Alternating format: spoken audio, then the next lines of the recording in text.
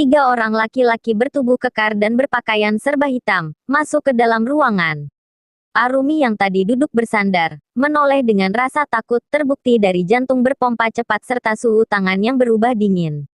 Ternyata kamu sudah sadar, ujar salah satu dari lelaki yang memiliki tato di leher dan tangan.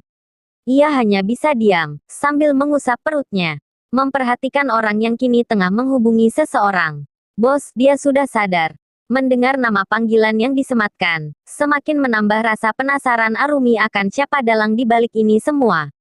Baik, bos, ucapnya mengakhiri sambungan telepon. Sebentar lagi, kamu akan bertemu dengan bos kami. Lelaki berpostur tinggi menyahut, dengan sebuah senyum misterius. Apa mau kalian? Tanya Arumi dengan berani. Menghancurkan hidup seseorang, jawab lelaki berbadan agak gemuk dari yang lain. Kemudian terkekeh lalu diikuti oleh kekahan teman-temannya. Maksudnya, laki-laki bertato mendekat, lalu berjongkok untuk mensejajarkan tinggi dengan Arumi yang terduduk. Tidak usah banyak tanya, nanti kamu juga akan tahu saat bertemu dengan bos kami. Semakin mendekati Arumi yang memasang wajah ketakutan.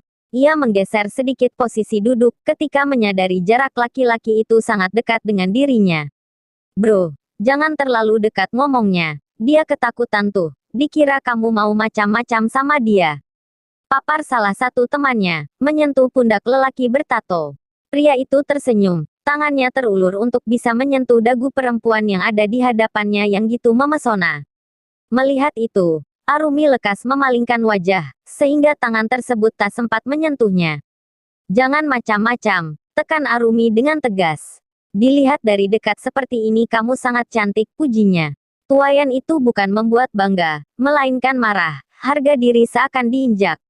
Ia terus melafalkan doa-doa agar mereka tidak melakukan tindakan buruk terhadapnya yang melampaui batas. Hai, Arumi Nasyarazeta, sapa seseorang, membuat tiga orang tersebut terkejut, menengok ke arah belakang di mana sosok yang disebut bos ada di sana. Damar, lelaki si bertato lekas berdiri dan mempersilahkan bosnya untuk mendekat ke arah Arumi. Dari bentuk wajah, perawakan dan sebagainya terasa asing. Seumur-umur ia merasa tak pernah bertemu ataupun mengenal orang tersebut yang tadi memanggil namanya dengan benar. Perkenalkan namaku Gibran Naufal Rizal, pernah mendengarnya. Seakan paham dari raut wajah terkejut Arumi, dia kembali melanjutkan bicara, kakak tiri Faisa. Pernyataan barusan yang didengar seakan membom habis dirinya. Ini untuk pertama kali Arumi bertemu dengan Gibran yang dulu pernah menyekap Faisa sampai 2 bulan, demi menggagalkan pernikahan dan menjadikan dirinya berada di situasi pelik sebagai pengantin pengganti. Wajah putih bersih dengan sedikit kumis itu hampir mirip dengan wajah Faisa, hanya saja mata sipitnya membedakan antara mereka berdua. Bawa dia, perintah Gibran berlalu pergi dengan santai. Apa salahku, kenapa kamu menculikku? Teriak Arumi dengan pipi yang sudah basah. Kedua tangan dipegang oleh dua lelaki yang membuatnya bergeming tak bisa berontak. Gibran tak memperdulikan pertanyaan itu. Ia terus berjalan di depan dengan dua anak buah di belakangnya menyeret Arumi. Sedangkan lelaki bertato bernama Damar tadi diperintah untuk memimpin anak buahnya sementara agar jika ada sesuatu mencurigakan bisa langsung ditangani. Lepas, Arumi berusaha melepaskan diri. Namun, justru hal itu menyebabkan pergelangan tangannya memerah karena dicengkaram sangat kuat. Ya Allah tolong hamba, batinnya memohon. Tiba di sebuah ruangan yang berada di lantai atas. Gibran segera membuka pintu. Di sini pencahayaan lebih terang daripada di tempat sebelumnya. Di tengah aksi berontaknya, Arumi seketika terdiam kala menyadari ada seseorang terikat di kursi, duduk dengan cara membelakangi. Matanya membola menyadari siapa orang tersebut. Di tempat lain Rafizky heboh gitu nomor Arumi sempat menghubunginya. Ia ingin kembali menelepon, namun hal itu dicegah oleh Pak Aska. Jangan, takutnya Arumi menelepon secara diam-diam. Jika sampai ketahuan atau lebih parah lagi, orang itu yang mengangkatnya ini bahaya. Mereka akan mengetahui dan segera bertindak dengan cepat agar keberadaannya tak terlacak. Bisa saja akan kembali berpindah dan mencari tempat yang tidak bisa dijangkau lagi. Itu akan menyulitkan kita menemukannya. Rafizky diam. Benar yang dikatakan, hampir saja dia bersikap gegabah. Kita akan melacak dari nomor HP Arumi, papar Pak Aska. lalu keluar menyuruh salah satu anak buahnya yang bisa diandalkan dalam hal melacak keberadaan seseorang lewat nomor HP. Saat ini mereka semua tengah berkumpul di rumah Rafizky. Gitu laporan dari anak buah Pak Aska yang mengatakan belum juga menemukan titik terang. Jadi mereka semua disuruh berkumpul untuk menyusun sebuah rencana. Berhasil, ujarnya fokus pada layar laptop. Setelah beberapa jam kemudian berusaha, kita berhasil melacak keberadaan Bu Arumi, sambungnya lagi. Rafizky, Asker dan Pak Aska segera menghampiri. Mereka bertiga tersenyum, dan lekas menuju mobil dan sepeda motor masing-masing. Sekitar 2 jam perjalanan, akhirnya tiba juga di sebuah gedung kosong yang berada di tempat sepi bahkan jarang dilalui. Gedung itu pun terlihat seperti terbengkalai. Dari kejauhan mereka semua mengintai. Nampak beberapa orang berjaga di luar gedung. Terdapat 5 buah mobil dan kira-kira 10 sepeda motor terparkir di halaman itu. Saya yakin mereka menyembunyikan Bu Arumi di sana. Jelas Pak Aska yang diangguki Asker dan Rafizky. Tapi sepertinya kita kalah jumlah lagi. Tidak mungkin untuk melawan mereka semua. Sedangkan orang-orang dari kita 2 kali lipat lebih banyak mereka. Cemas Rafizky. Jika diperhatikan, orang yang berjaga di luar saja sudah banyak, belum lagi dari dalam, tentunya akan lebih banyak.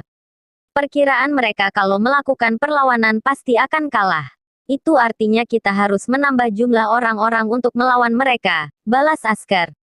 Bagaimana caranya? Aku tidak punya lagi orang suruhan yang bisa dihubungi secepat ini. Dan aku juga tidak mau menunda waktu hanya untuk mencari orang yang bisa melawan mereka.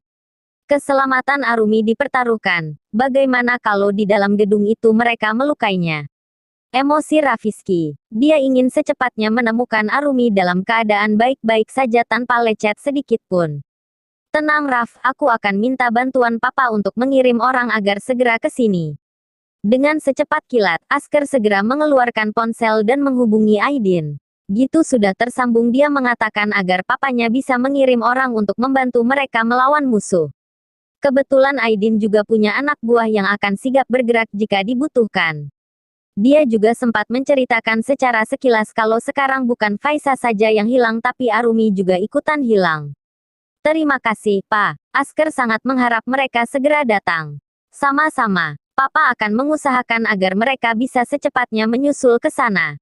Sekalian Papa juga akan menemuimu. Terus waspada dan hati-hati. Peringat Aidin, sambil merapikan berkas di meja kerjanya. Iya, Pak. Setelah sambungan telepon dimatikan, Pak Aska turun dari mobil, menyuruh agar anak buahnya menyebar secara berkelompok dari berbagai sisi dan mengepung gedung tersebut. Ingat, hati-hati jangan sampai ketahuan. Baik, Pak Aska. Kami akan berusaha agar mereka tidak menyadari kehadiran kami, ucap salah satunya. Kemudian segera berpencar dan mulai mendekati gedung tersebut dengan hati was-was. Namun, nahas. Salah satu dari penjaga gedung yang berada di balkon lantai 2, melihat gerak-gerik mereka yang ingin bersembunyi di semak-semak. Ada penyusup, teriaknya kencang. Perkelahian pun tak bisa dihindarkan lagi. Mereka saling baku hantam dengan jumlah yang tak sepadan. Bagaimana ini? Cemas Asker. Bahkan orang suruhan papanya belum juga datang. Kita tidak bisa hanya berdiam diri di sini. Aku akan masuk ke dalam sana. Selagi mereka tengah fokus berkelahi, aku akan mencari Arumi. Putus Rafizky keluar gitu saja dari mobil dan berlari mendekat ke arah mereka.